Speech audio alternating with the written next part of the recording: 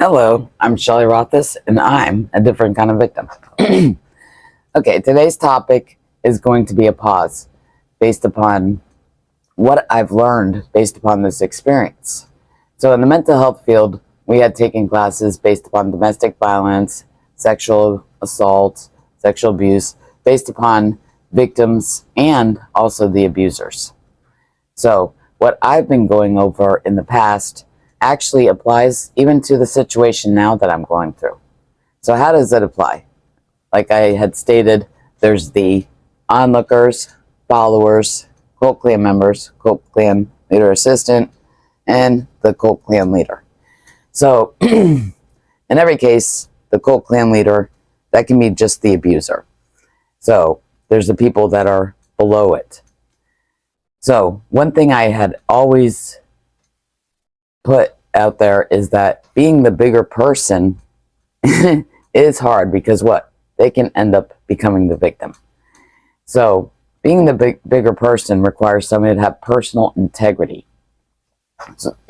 So what happened with that, even in the bullying cult clan, is that people that I had entrusted and thought would be there for me ended up turning on me, even with the lies right in front of their face, and they seen that, and they still turned on me. Why? Because it's just easier to be up here than to go down here. That's exactly in real life situations.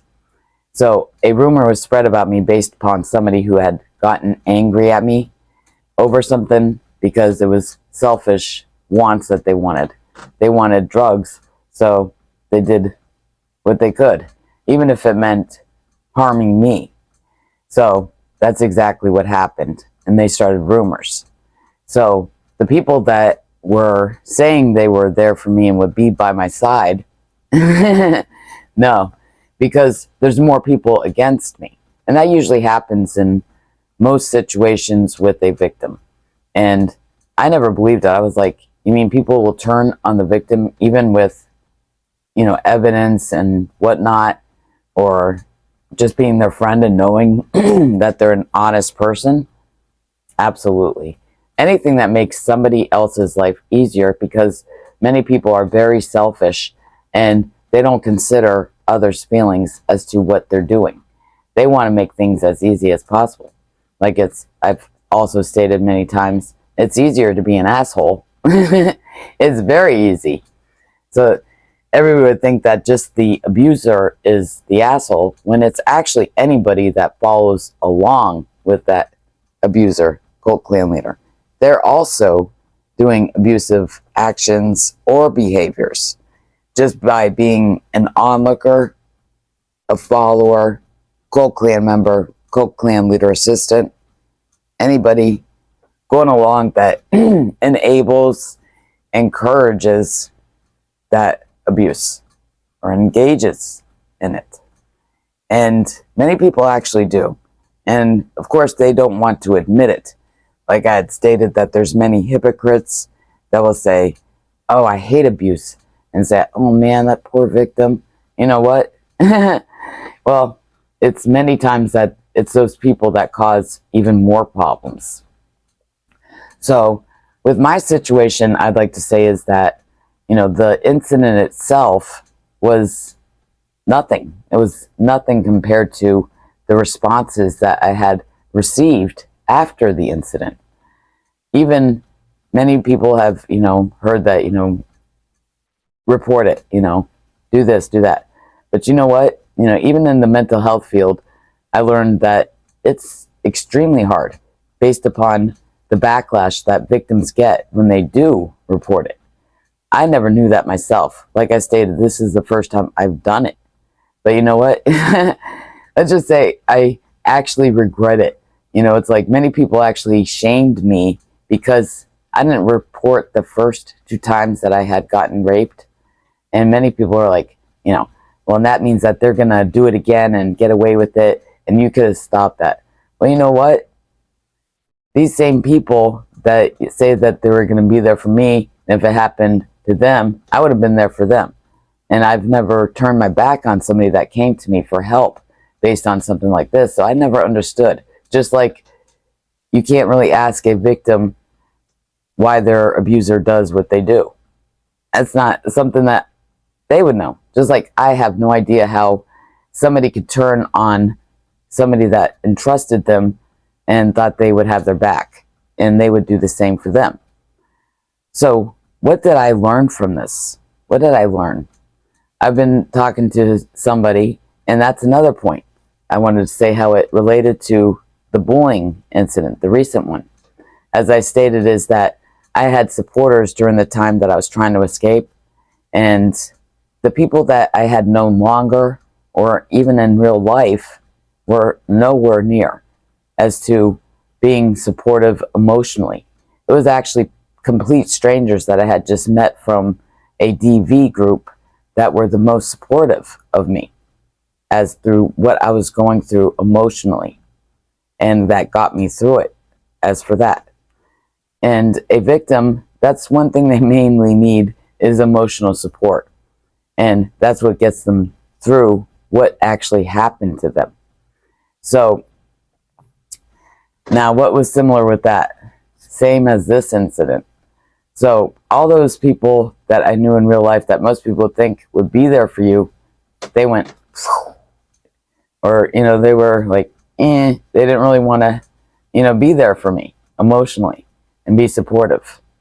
Same thing with this.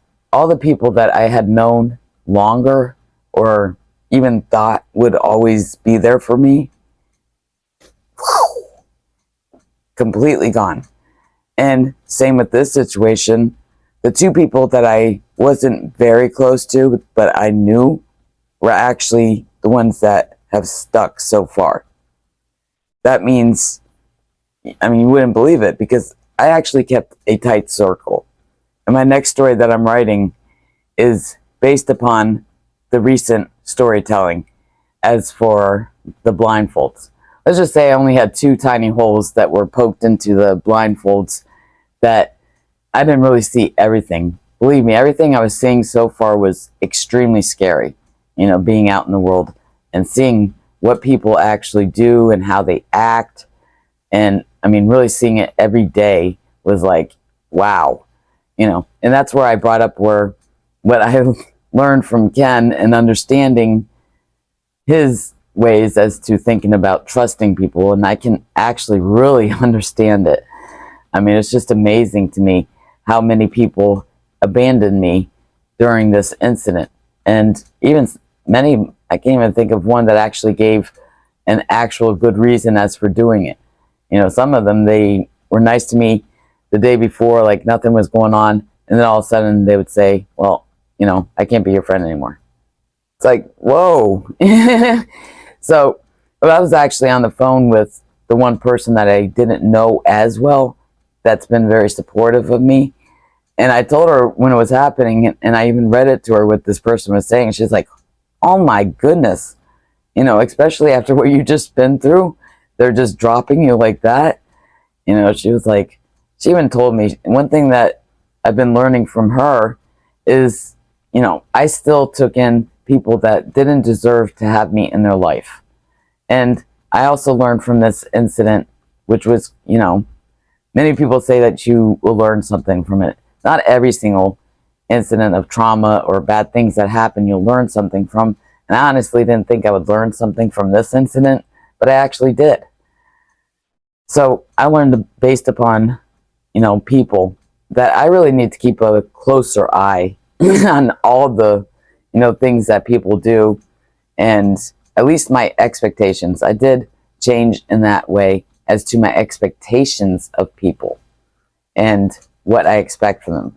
And I'll be honest, I didn't have many expectations for any of the people that were in my life. And sadly, the one person I did have the highest expectations for ended up doing the really bad thing that really harmed me. But the other people, they went skedaddle. So the 2 people that I didn't know that well ended up being the ones that did stay. So all the others are gone. So the way my friend said it to me, she's like, why would you even want to be friends with people like that? At least, they showed who they really are, and you don't deserve to have those types of people in your life. You deserve better than that. So she's absolutely correct. So I like the way that she said it. I was like, that makes a lot of sense. This is me saying to those people that I said were my friends but really aren't, is thank you for showing me your true colors. So I like that line. That would be a good goodbye line. In this case, for considering what they did and during what I've gone through and how they just abandoned me for no reason, I'd like to say that, if I see you on fire, I'm not going to even give you any little tiny drop of water to stop that fire. And that's exactly how I feel because they just took off on me. So, in one of my worst times of what I've been going through. So that's exactly how I feel about them right now. This is, me. If I see them on fire, I'm going to keep on walking. So that's one thing that I've learned from this that was actually the hardest. And I can actually understand what I learned in the mental health field as to how people respond to victims and how they'll actually go along and actually make it worse for the victim in the end as to what they're going through. And they're already suffering, but then it makes it twice as worse based on the others that get involved in that. And that includes the victim's friends, the people that just ditched them and just took off. Even if they're not involved with the person who did the harm to them, they're basically saying, yeah, she's no good, I'm just gonna let her go. The abuser and those people, they actually see this happening, and that's giving them the upper, and that's encouraging them to continue. They're saying, oh, look, she's losing friends, and let's go after her more. But the thing I've learned is I don't need those kind of people in my life, and I don't want them. So that's one thing I'm going to have to work on, is when I start seeing signs like this and people doing things like this, I'm not going to take them back in my life because I do deserve better. Just like I learned, the first thing I learned was that I don't need to forgive people that don't deserve to be forgiven. And that was something hard, even with my father. They actually had to make changes too, for me to even consider having them back in my life. And that was a huge problem, is that I was too forgiving and just always took it back. But that's something I realized was an issue that caused me to have more toxic relationships. So that's something that I learned from this experience as well. So now on for the storytelling, which I don't think I'll really need to pause because I basically just explained everything that has been happening based upon what I have written. So let's get to the story time. Rainbow Warrior, the Endless Fool. Rainbow Warrior's rainbow faded so much from too many black hearts. The blindfold that she thought was unraveled was only 2 tiny holes that only let her see a glimpse of the scary world that is full of evilness and misery. It wasn't until Rainbow Warrior was struck down with many lightning bolts from more black hearts than she could ever imagine. The lesson learned is that black hearts will eventually lose their bright, beautiful colors that hides their evil black heart. As one wise person explained it to me, is I will be saying to these expendable people, thank you for showing me your true colors. I myself would actually prefer to say, I will make certain to keep walking even if I see you burning to death.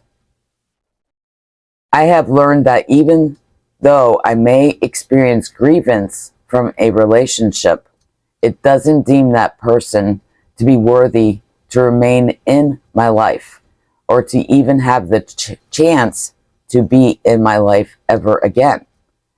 If they burned me too many times, if they don't change their ill ways, or if their actions or behaviors are past my level of boundaries I don't deem to be forgiven. All in all, it is my choice as for whom I deem to be deserving to have me in their life. It is only my choice to forgive the unacceptable actions of others.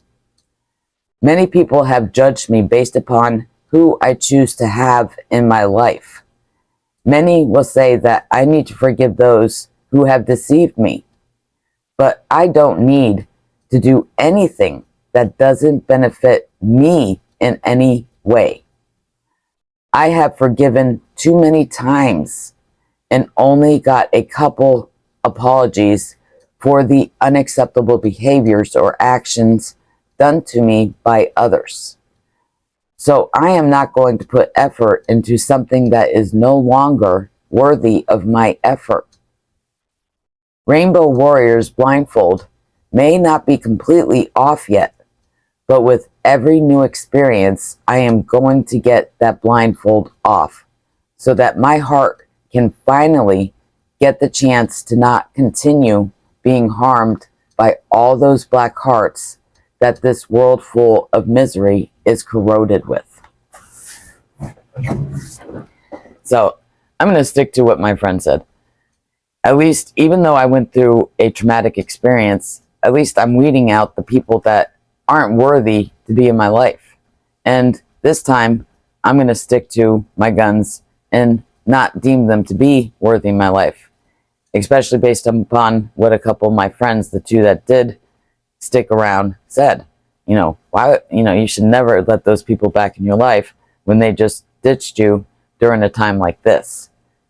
That just shows who they are, and they're very self-centered, and you don't want people like that in your life that would do something like that. So they're absolutely correct. So people that I deem to be deserving in my life is up to me. But I do take suggestions and advice, and I do find that these people are absolutely correct. As for something that I myself agree with now, is that there's certain people that don't deserve my forgiveness for unacceptable behaviors or actions that I don't deserve to go through. And there's certain ones that go past my boundaries that I should stick to my guns and not allow it to happen again by not allowing that person back into my life, especially if they never changed their ways. So I just wanted to pause to go over something that I did learn from this experience. And I hope to see you for the next video. I'm Shelley Rothus, and I'm a different kind of victim. See you next time.